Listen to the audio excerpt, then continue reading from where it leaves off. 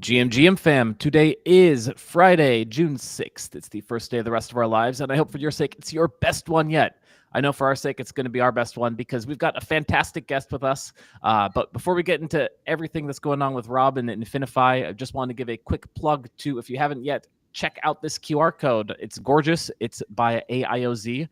They are revolutionizing DEPIN. We'll probably be shouting them out a few times throughout the stream. But for some reason you don't like DEPIN or you don't like AIOZ, head to leviathannews.xyz. We've got a live auction to replace it next week. So you could have this gorgeous real estate be all yours, along with featured pinned posts on our Telegram, our website, our what's the other one we're missing? Telegram website, and our X account. All the biggies. And if you're on X, of course, enjoying this, retweet this, get this to all your friends. I have yammered for long enough. I would like to now bring the stage to Mr. Rob Anon, the founder of Infinifi. Rob, how you doing today? I'm fantastic. It's great to be here. Thanks for having me on. My pleasure. So, could you start by giving us a bit of a background? What is Infinifi? Okay. So Infinifi is the first on-chain fractional reserve system. And we are offering the highest yields on DeFi through time-tested fractional reserve principles. Now, when people hear fractional reserve, they immediately think, oh, that's terrifying, that's awful, scary. But actually, what people think of as fractional reserve is what it has been abused by the banks for years now. They use it in some pretty horrific ways, and they act very irresponsible with it. But at its core, what it is you're taking a bunch of people who have money, they want to pool their money, and they want to be able to lend it out to people on duration assets.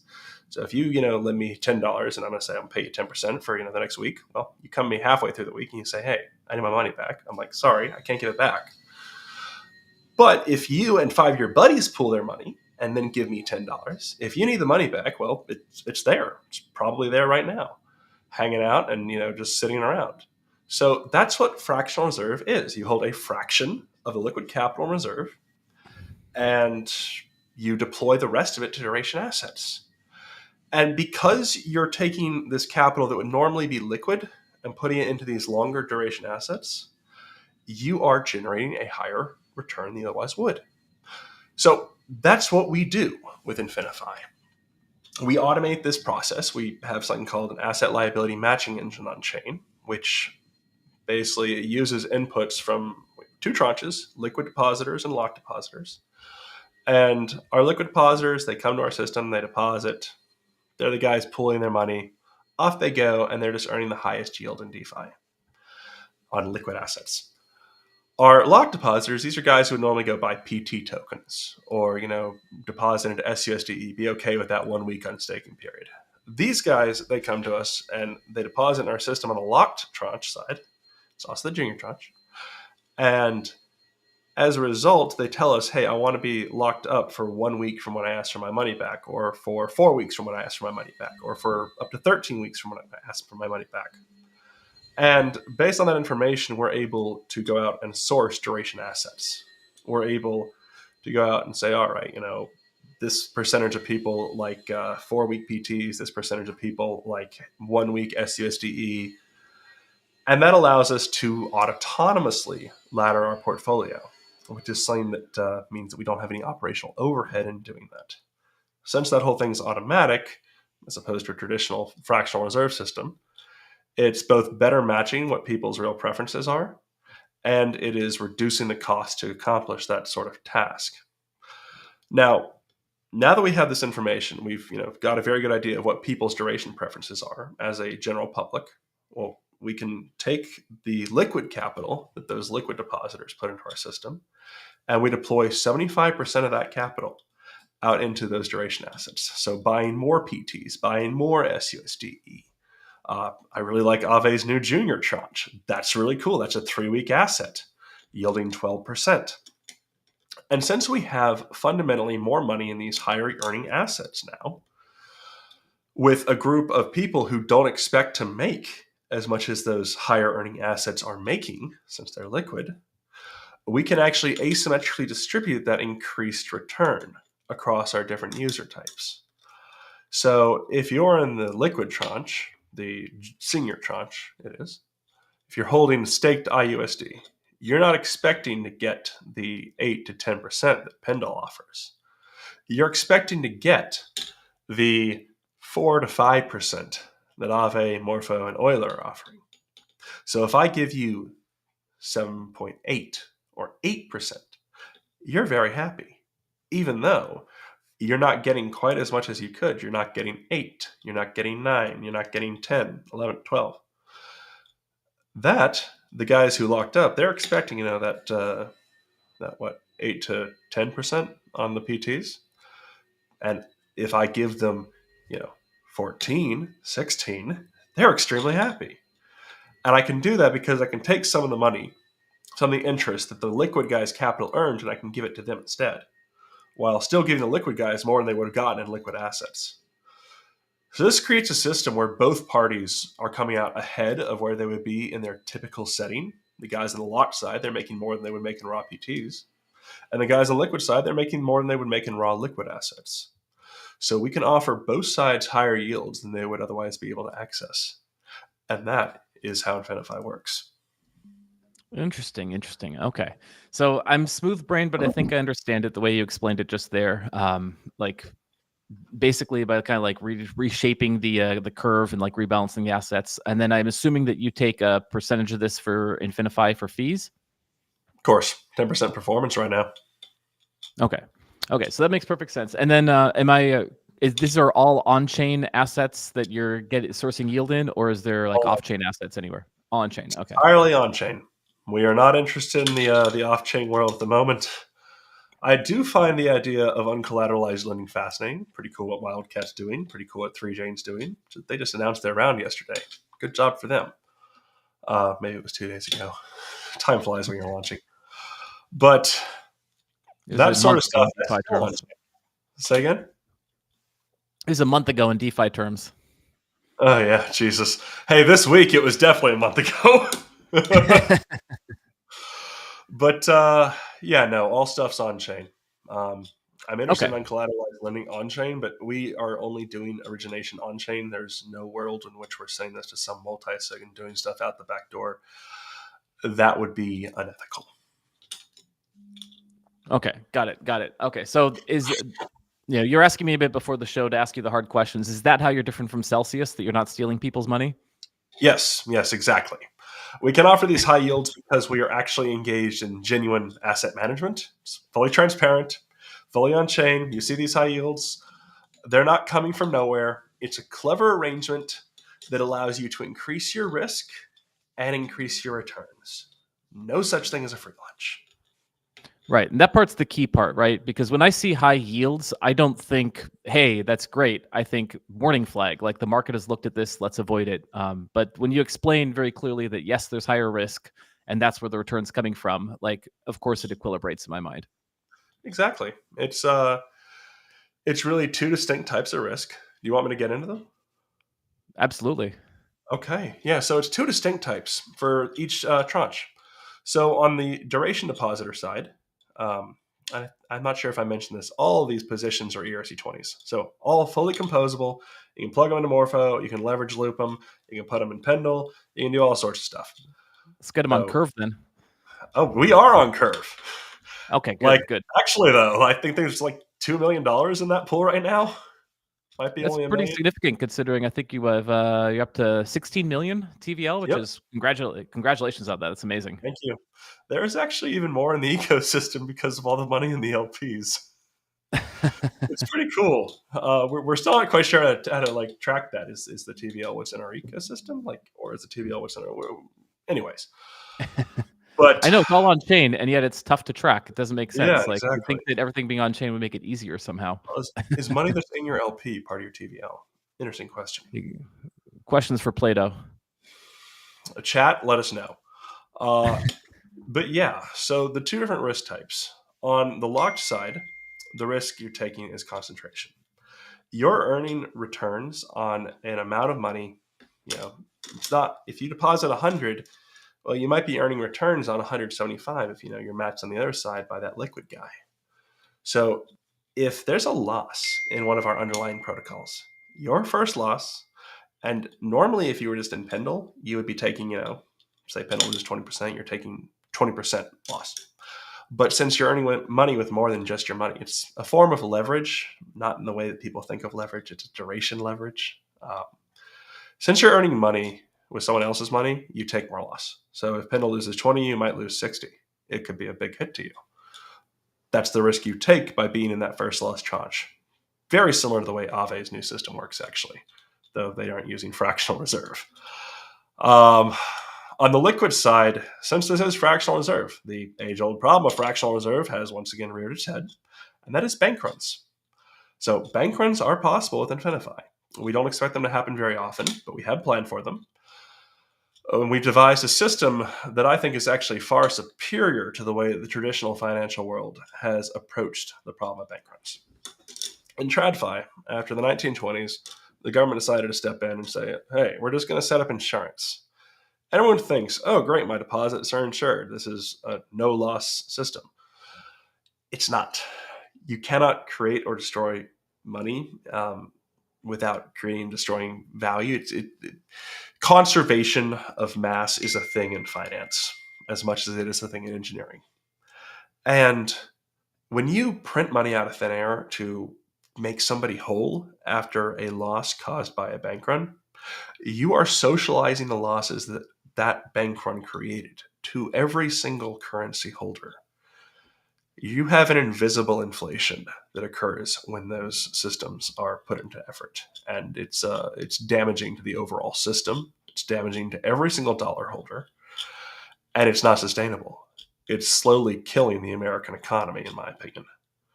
You look at what was it, BTFP, Bank Term Funding Program. I can't remember what the acronym was, but it's that thing that came out a few years ago.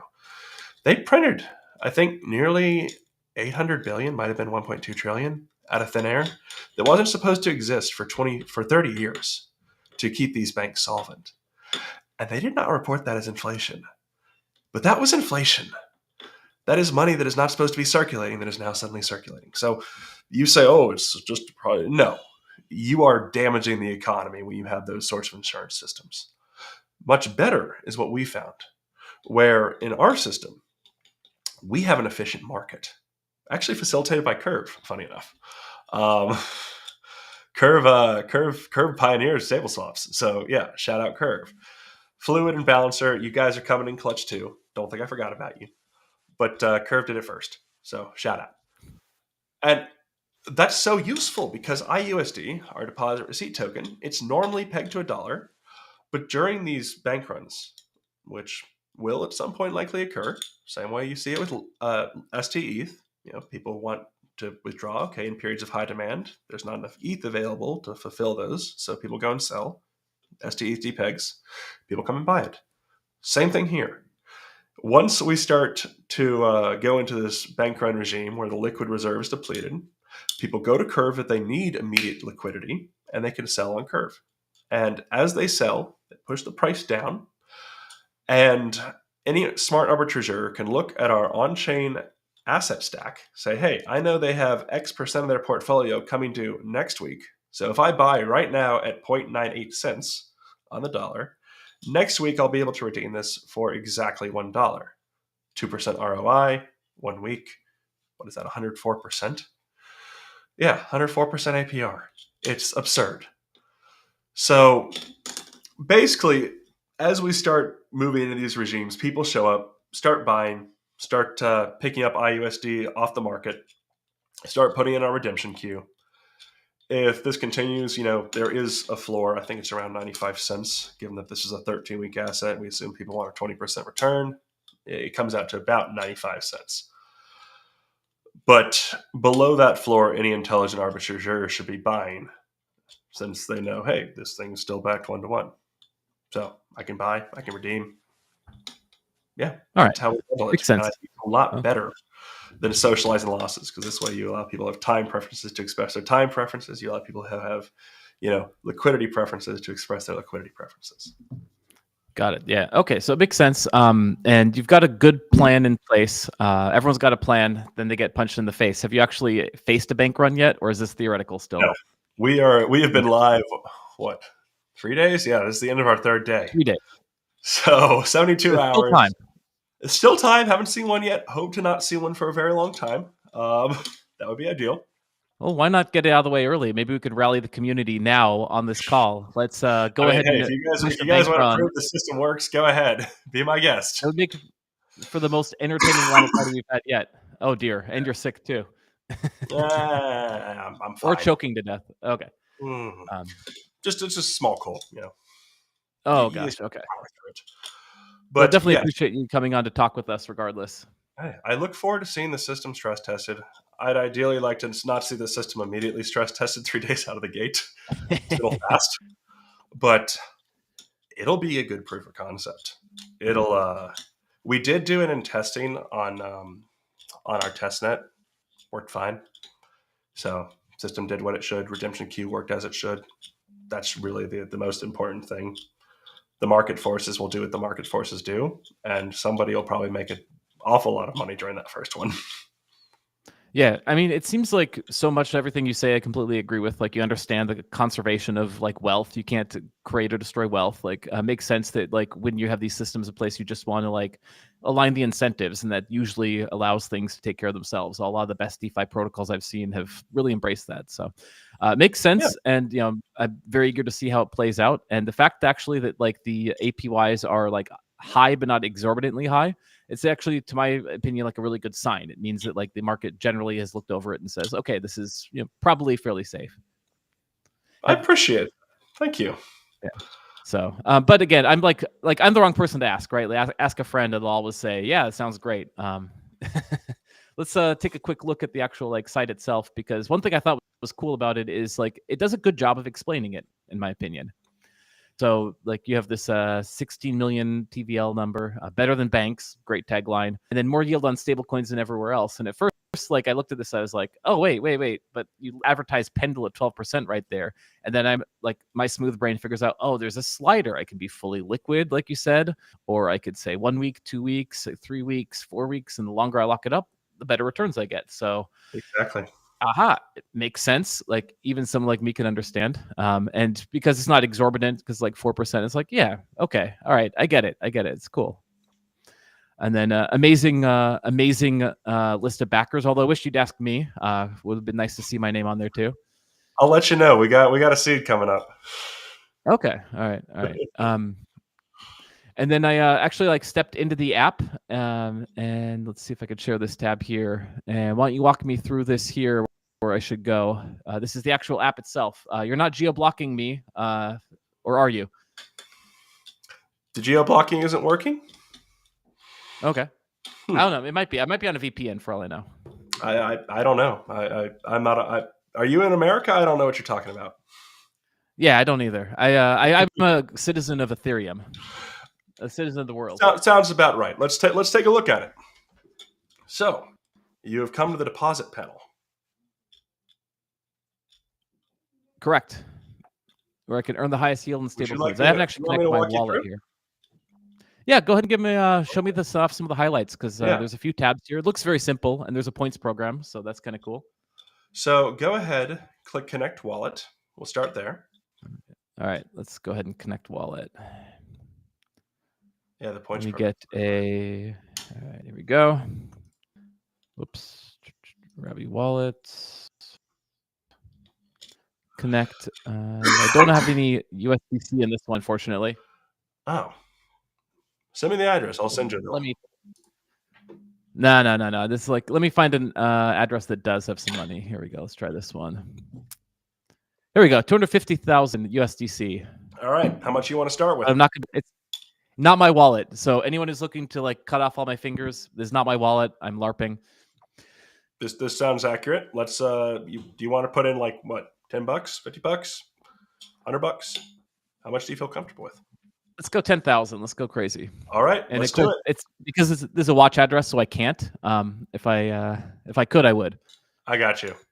All right. So if you could, you would now click deposit, and it would show you a modal. And that modal will tell you exactly what you're doing. You're sending 10,000 USDC to mint 10,000 IUSD, and immediately you're staking it. This was an important thing for us. We really wanted it so that the default action would be staking. We don't want a bunch of users who, thought they were going to be earning yield and are now just holding the naked stable. Right. So we tried to be as user friendly with this as we could. It tells you the current APR. I think, what is that, 7.36? Yeah, liquids are 7.38. Yeah, 6. Yep. So liquids are a little down. It was at 7.75 yesterday. That is the APR that you'll be earning if you stay in the system for the next 2 to 3 months. And this is a look forward APR. The way our system works, you're going to see a bit of a J curve on the illiquid yields.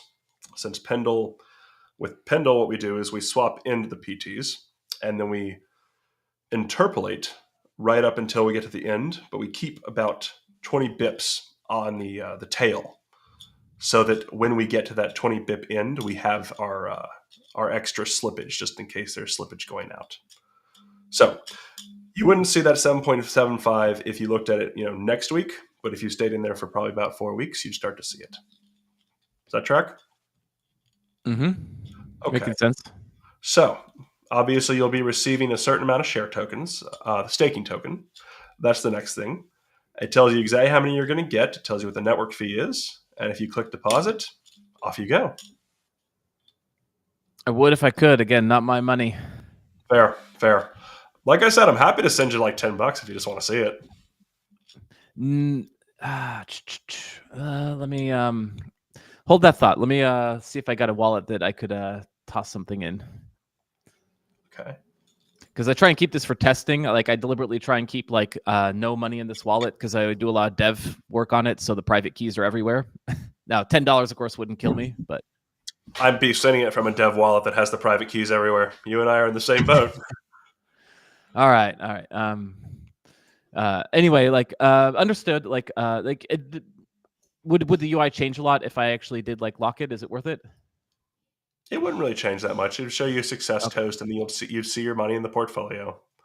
All right, we'll save people that do go ahead, but I'm presuming so. First, you get the USD, and then you can lock it to earn higher yields. You start off staked at liquid, but liquid staked, and then you can go further. I'll do a 1 week, 4 week, 8 week, etc. Exactly. You can go up to 13 weeks here. As you can see right now at 4 week, you're getting 14.3% APR. APY. Sorry, let me make sure I'm clear on that. Everyone in this industry uses APY. It's a little insidious. Not. We use it too because that's what the numbers that DeFi Llama gives us are, but it doesn't entirely make sense to use APY all the time. I think APR is actually a better version. Anyways, I could ramble about this for a while. What you're doing now is you've slid it all the way up to 13 weeks. As you can see, it indicates to you that you will be in the junior tranche. So you're taking on a higher amount of risk with this position. We want to make that very clear to users. But an important distinction here is you see where it says choose an exit timer. And that slider there. This is the thing that we're working on improving our UI's communication on, because this is the thing that we have found is the least intuitive thing about the way our system works. We think it's a really good modification of the baseline VE, but we are finding out people aren't as used to it as we'd hoped. What you're choosing is you're choosing the amount of time it will take you to get your money back from the day that you say, I want my money back. This is a perpetual lock. And we did this because we have found it extremely annoying that you have to go in and constantly relock your VE positions. From a UX standpoint, it's unpleasant. So what we did was we said, okay, hey, what if your VE positions are perpetual? What if they stay locked forever until you say, hey, I want to get out of my VE position? And then we went and we built that system. And what that means is that it's possible to treat these positions like ERC20s. You don't constantly have a bunch of different tranches being created and destroyed that have no liquidity on them. You don't have to rotate your Pendle deposits. They rotate automatically. You don't have to worry about, adding new stuff to a Morpho vault. Because if you add LIUSD, well, it's always going to be the 8-week tranche. It's always going to be the 8-week tranche. Only when you begin unbonding do you enter a VE position that then ticks down all the way to 0. You continue to earn yield in that since it is a VE position. Every week you earn less yield because you're falling through the parameters. 8 weeks earns slightly more than, 6 weeks earns slightly more than 4 weeks. But you don't stop earning yield as that process unfolds.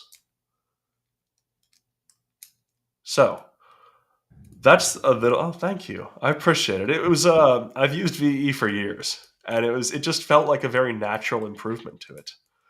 I really like the curve system. I'm a dev. The math in there is elegant as hell. It is beautiful stuff. So again, shout out Michael Igorov. Good work.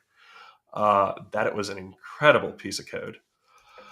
I tried to re-engineer it in a way that wouldn't have certain trade-offs, and I couldn't.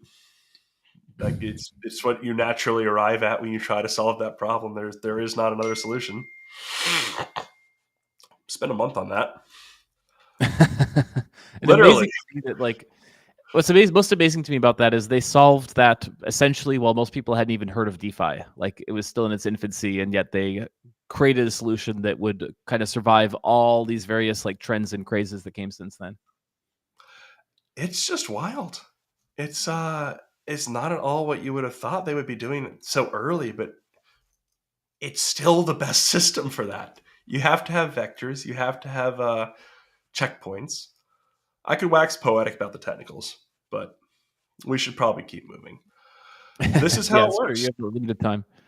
So, and then if I wasn't playing with the Frax multisig, not the Leviathan multisig, as DeFi Advisor thought, this is the Frax multisigs wallet. They would have a portfolio here. They'd be able to start staking, start locking, etc. And then it gives them voting rights each week. Yes. So this is one of our things. This is actually one of the things you were talking about incentive alignment earlier. This is one of my favorite pieces for that. Because the only people who can vote in Infinifi are the locked depositors. So you have to be in the junior tranche to have voting rights. And I think this corrects one of the biggest flaws in the banking system that has ever existed. Because right now, the way banking works is the people who are making decisions on what to do with your money, they don't have skin in the game. If they put all of your money into subprime mortgages, the whole thing blows up and you lose your shirt, well, they don't lose theirs. They lose their job. They still have a background of, working for Bear Stearns. They go down the road, they get another job with another bank, and the regulators change the laws, and now they start finding the next coolest way to route around the laws and still get high rates, because that's what they get rewarded for, is finding the highest rate they can legally access, which just means the most risky thing that hasn't been made illegal yet. You almost sound old enough to remember the 2008 banking crisis, but you don't look it. I'm 30. I remember it. Okay, all right. I appreciate that. Thank you. Yeah, that was. I get it. I mean, it's like there's a massive problem that was exposed in that banking crisis, and a lot of people said, "Oh yeah, we have to fix this," and then no one fixed it. Well, it's a fundamental problem of the incentive model, and that's why you see it throughout history. You see bank crashes going back through the 1800s, just because it's perverse. It's a prisoner's dilemma for any bank employee. Anyone trying to climb the career ladder, they get rewarded the more money they make. They get bonuses, they get promotions. If they're not doing these practices, and one other person in their entire company is, that person will rise to the top and they will be left at the bottom. So you're forced into doing this whether you want to or not. It's a broken system. But if you put the people whose money it is, who take first loss, in charge of where the money goes, well, they have incentive to actually minimize risk, because if they don't, they lose their money. Absolutely, and I think it predates even 1800s, because I know if you get a chance, I know you're super busy, but if you get to read the book Devil Take the Hindmost, it chronicles all this going back. And what's crazy is how much of the things we think of as like DeFi primitives were already pretty much invented in the Netherlands, in the Dutch like tulip boom. Like, they'd created some complex financial products to make DeFi look like child's play. Like, so it's kind of a crazy world where we just keep reinventing the same mistakes. That absolutely tracks. Our species, we think the same as we did 100 years ago, as 1,000 years. I mean, this is why I'm very encouraged to see something like Infinifi, because you're not promising outlandish yields. Like in DeFi summer, we saw the race to the you'd say bottom, but it'd be a race to the top, where it's like, well, we're gonna give guaranteed 20% APY. Well, we'll do 30% APY. We'll do 100% APY, and then of course it collapsed and set us back for years. And I'm really encouraged to see that, like, as a newer project launching, you're not going for like the sky high returns, but just like something that might stand the test of time and pass the sniff test. We're going for just better than what's out there. And if we can do better than what's out there, we'll absorb it, because every single person who's doing a leverage loop on Morpho with PTs, if your PT is yielding 8 and my system's yielding 10, you'll use mine to get exposure to those same PTs because you have a bigger spread. Same thing with any liquid products on Morpho. You'll use me instead. And we become this sink for liquidity this way. We start to see protocols using us to get TVL for themselves, bribing our voters potentially even. We'll have to make sure that, we're carefully curating what's actually on here to avoid any bad actors. And that's, I've spent a lot of time on governance.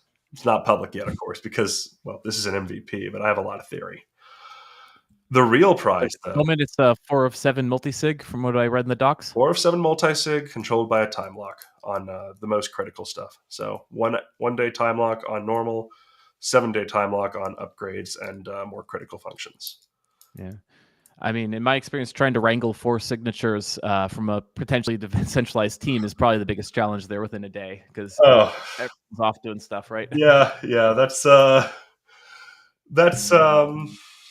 it's been fairly smooth so far, but it's definitely an interesting challenge. We kept a decent amount of them in house, but we've got about 3 external people on there, fully outside the team, so pretty balanced at the moment. Nice.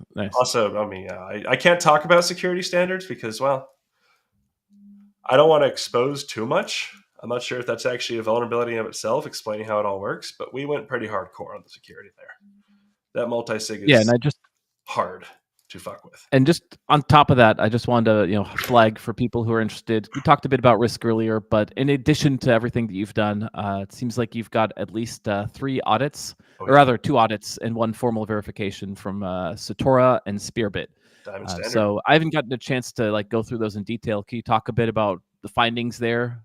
Yeah, I can. I'm gonna brag for a sec. So 0 criticals across all 3.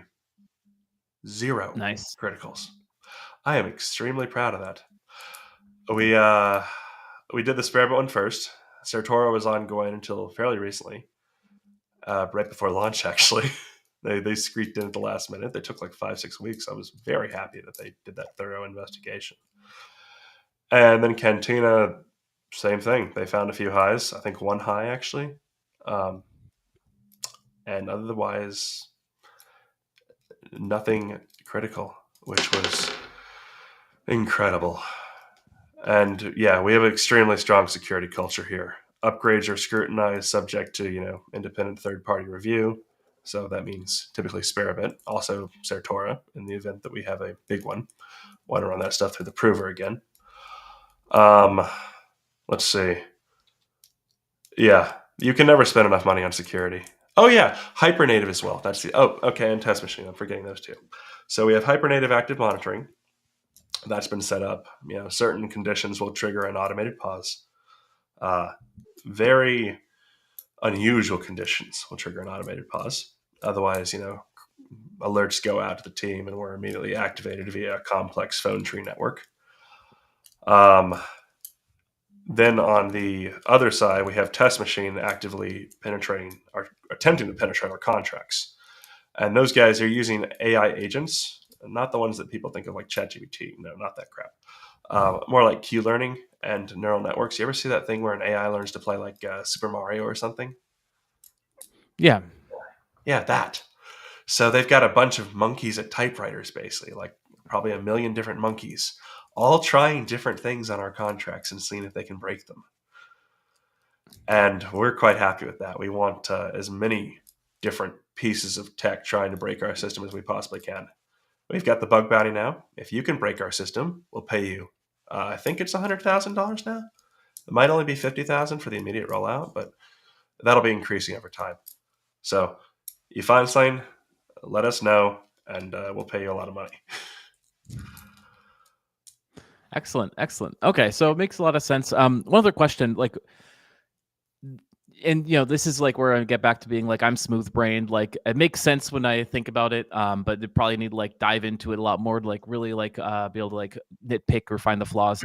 But like that happens a lot when we're in like a bull market. When everything's going up, it's easy to have things go up. What is this like?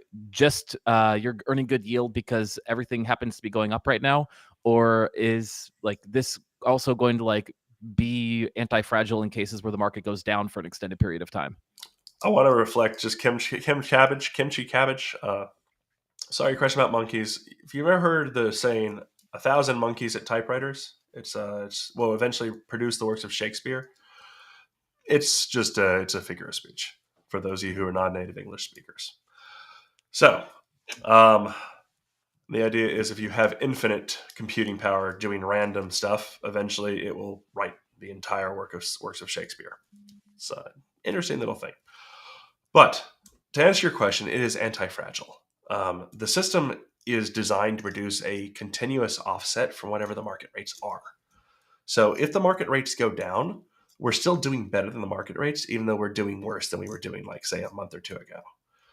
That's the beauty of Infinifi, is it is robust. In the event that we do see yield curve inversions, which is really our only Achilles heel, well, what happens? Well, our voters stop voting on long duration assets.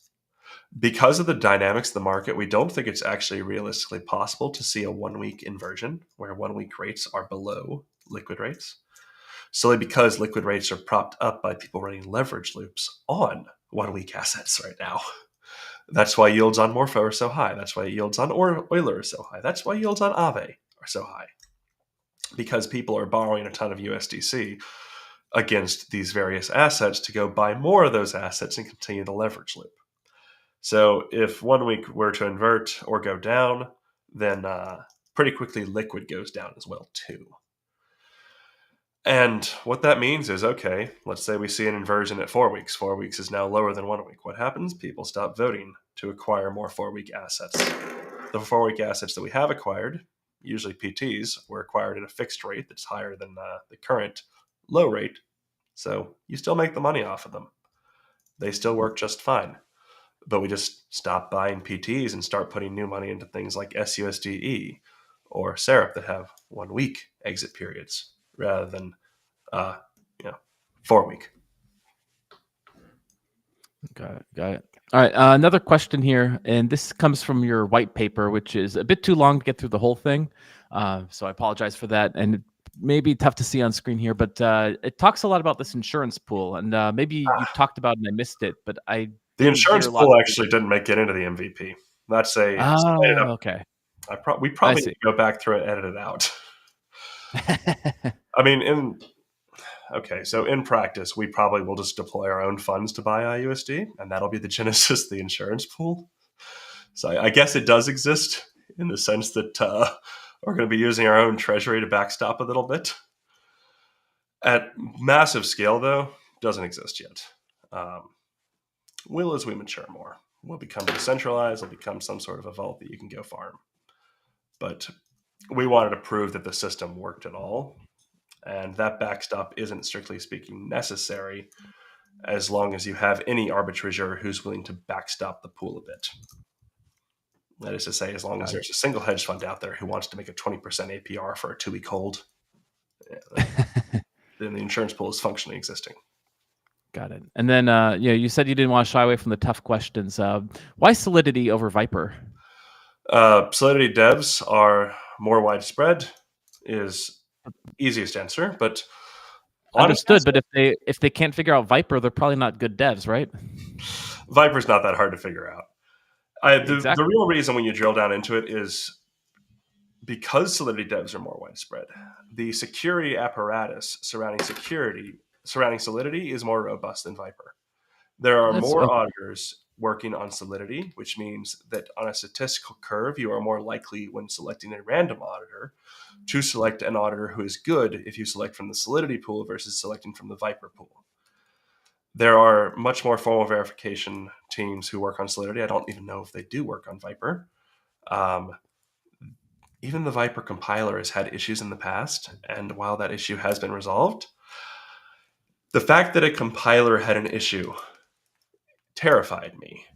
So Solidity was the It's natural fair. choice after that incident.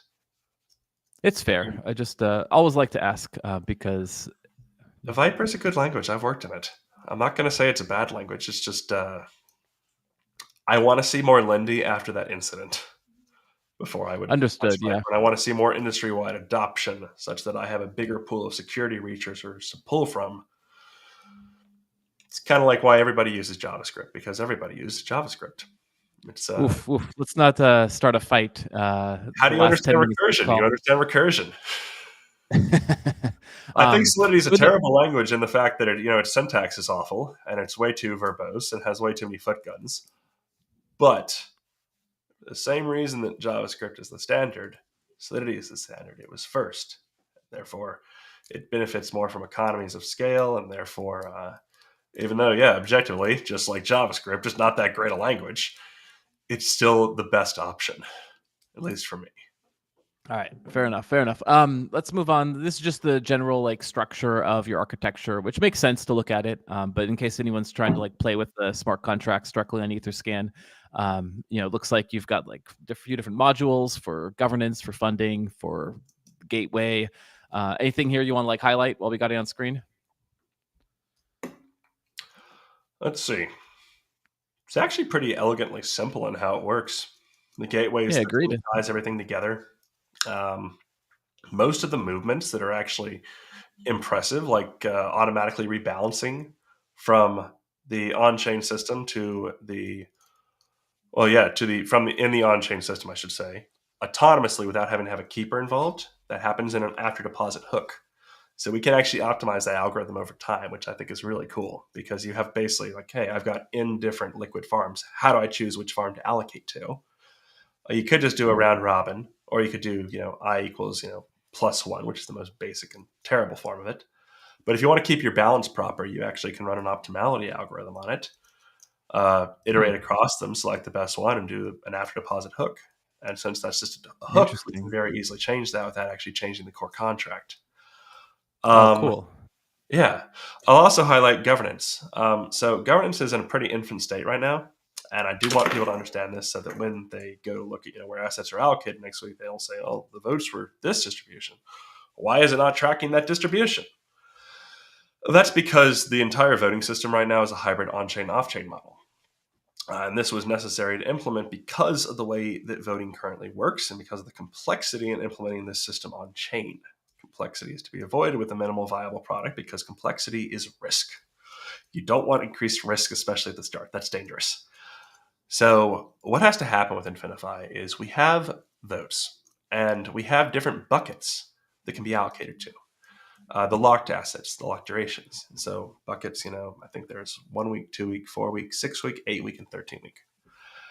And what that means is as people lock up into the different buckets, when we allocate assets across the different assets, we need to respect the distribution of the buckets.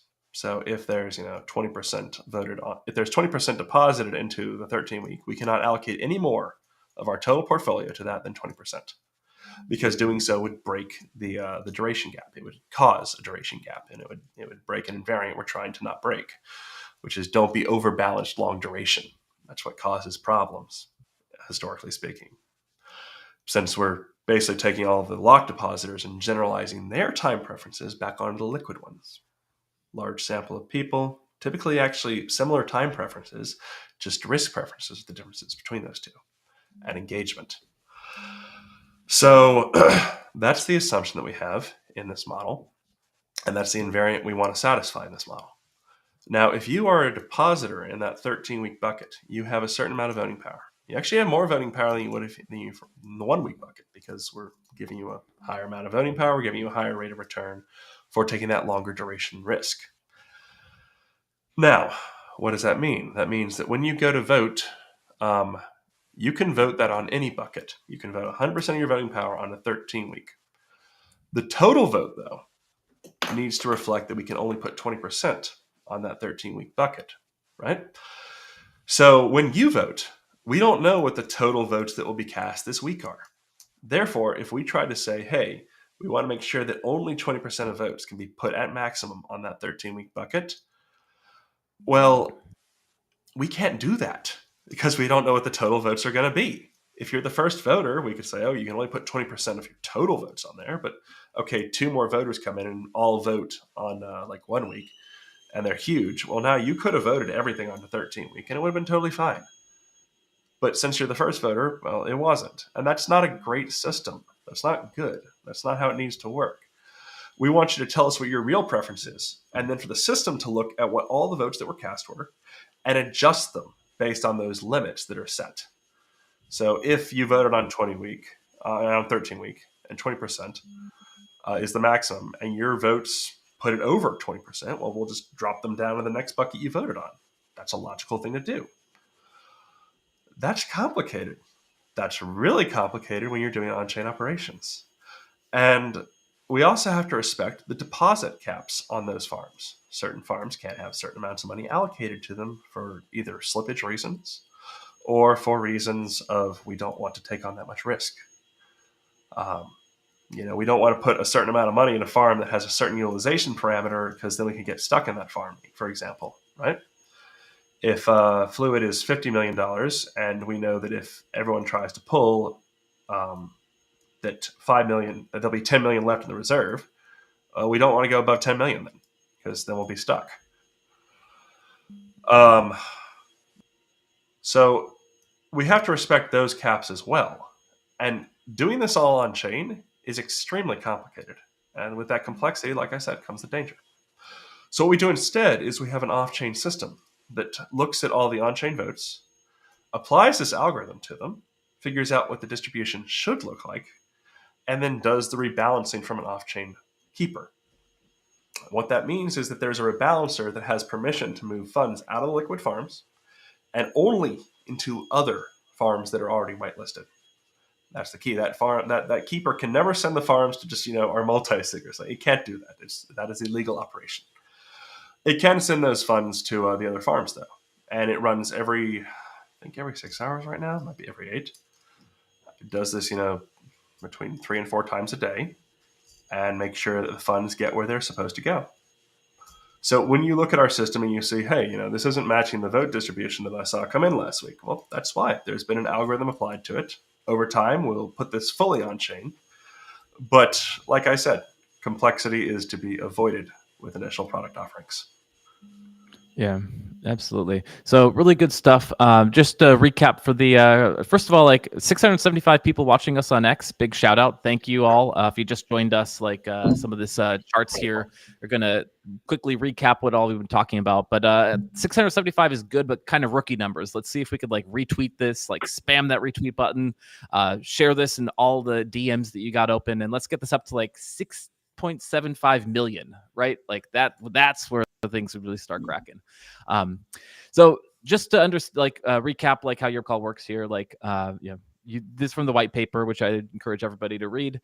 You've got these different tranches, and you're kind of like able to like very effectively like manage moving between the like deposits, because like there might be misshapes, but by actively managing it, there's occasional like yield opportunities basically. And then this is like a diagram of how it's going to flow between like the different protocols that exactly. Yeah. And one thing that's interesting one thing that's interesting to me as you kind of gave this explanation of how the voting power kind of like gets reshuffled, and because it's programmatic, it can be done like very quickly. But it really seems like a lot of the aspects of what you were building here were inspired by the Federal Reserve, which you quote very frequently throughout the white paper, because on some level the Federal Reserve was an intent to kind of decentralize money in some ways, like in terms of like getting people to vote and having this like kind of wacky system where all the Fed governors like bubble it up. Of course, they're like doing it every 6 months. It's like, or whatever, every few months. It's like, it seems like an eternity compared to what we can do in DeFi, right? Exactly. The Fed also has that one thing that I can't do, which is the debt creation process. But Could you yeah, explain that a bit more? yeah. So the debt creation process. Um, I have no formal financial education. Everything I know, I've learned on my own. I was originally an engineer, so understand that when I probably botch some terms and have a incomplete understanding in some places. My understanding of how the debt creation process works is you have the Fed, and the Fed when a bank wants to issue a loan, they're the Fed is basically serving as their counterparty. The Fed creates a dollar, the bank can then issue the dollar, and at the same time, a debt is created out of thin air. So rather than having, real dollars in true existence, you have the creation simultaneously of a dollar and a debt. And the dollar is issued out into the markets. This is, banks literally print money out of thin air. That's what is actually going on. Um, and that debt can be transferred around from bank to bank, of course. But because the debt has a dollar opposite it, how do I put this? The debt grows because it has an interest rate. If the dollar does not grow, then and that what that is dollar growth, that's real value creation, that's real GDP. That's like a house being built. Real value has been created. Therefore, when the house gets sold, there's a profit. That profit is then used to cover the interest on that debt. This creation of money out of thin air is why the economy has to grow infinitely.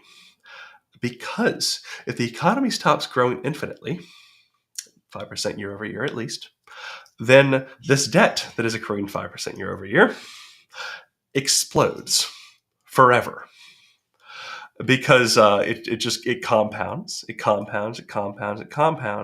and it's not able to be paid off since there's not enough GDP growth. The economy stops, and the system breaks eternally.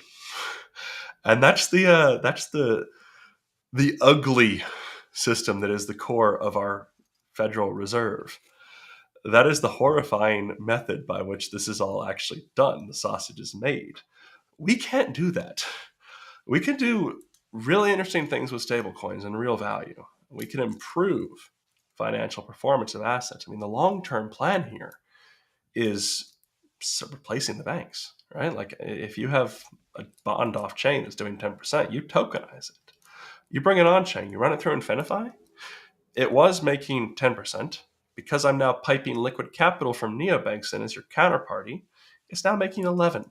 Since those neobanks don't care if they get 10, they're fine if they get 6 or 7. So they're very happy. They're making above treasury. You're very happy because you're making above what you previously were making off chain. Now you have a reason to bring all the money in the world on chain. But even at that point, I still won't be able to do debt creation because debt creation is an insidious and, quite frankly, mind-boggling creation of central finance. And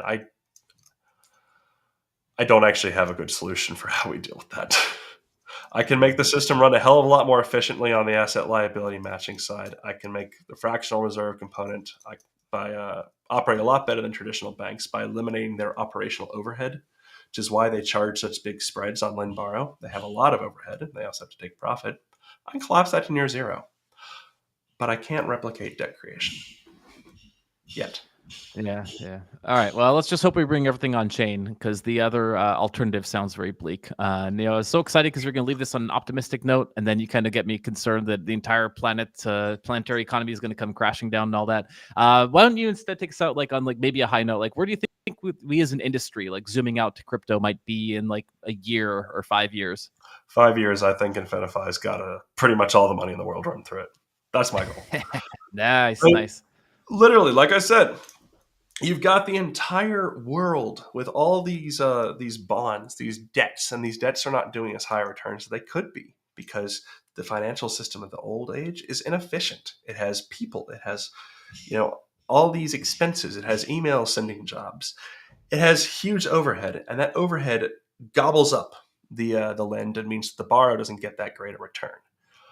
We come in, we refinance these assets through a system that has nearly no operational overhead at all. And now everyone on the planet has a reason to actually care about bringing their capital on chain. Right now, nobody uses RWAs.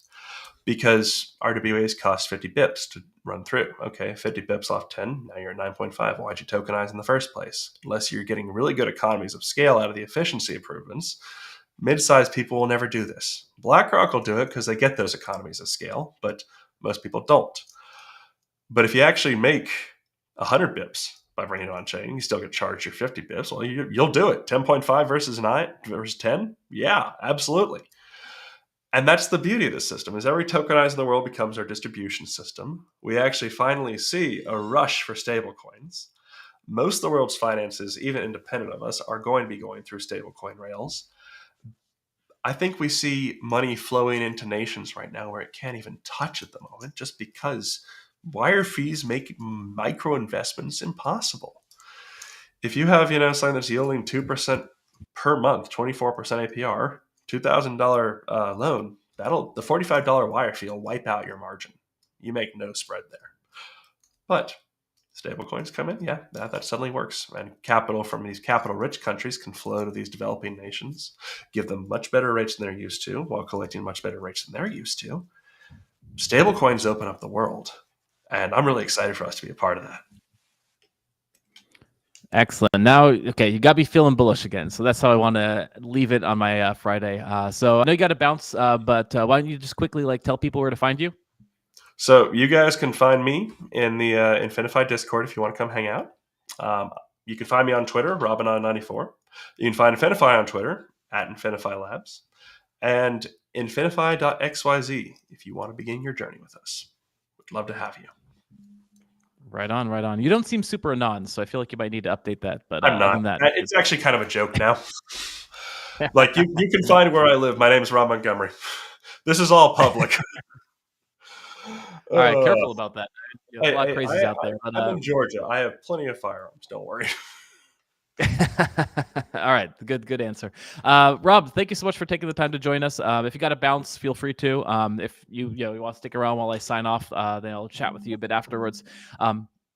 Everybody who's watching, thank you so much. It's been an absolute blast. There's been another successful Llama party in the books. Again, this is your last chance to check out the QR code here.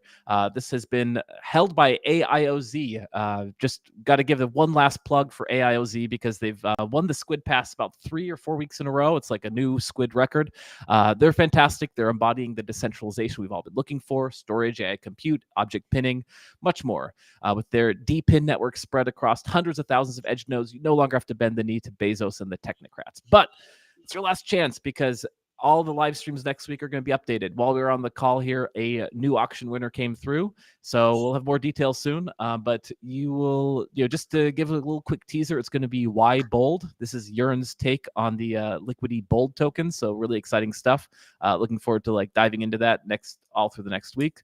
Other than that, you can follow me on X Curve Cap. I am just so thrilled that you spent some time here on Friday to come chat with us. So thanks for having me. Been a great chat. Anytime. All right, squids, we'll catch you all on the next tide.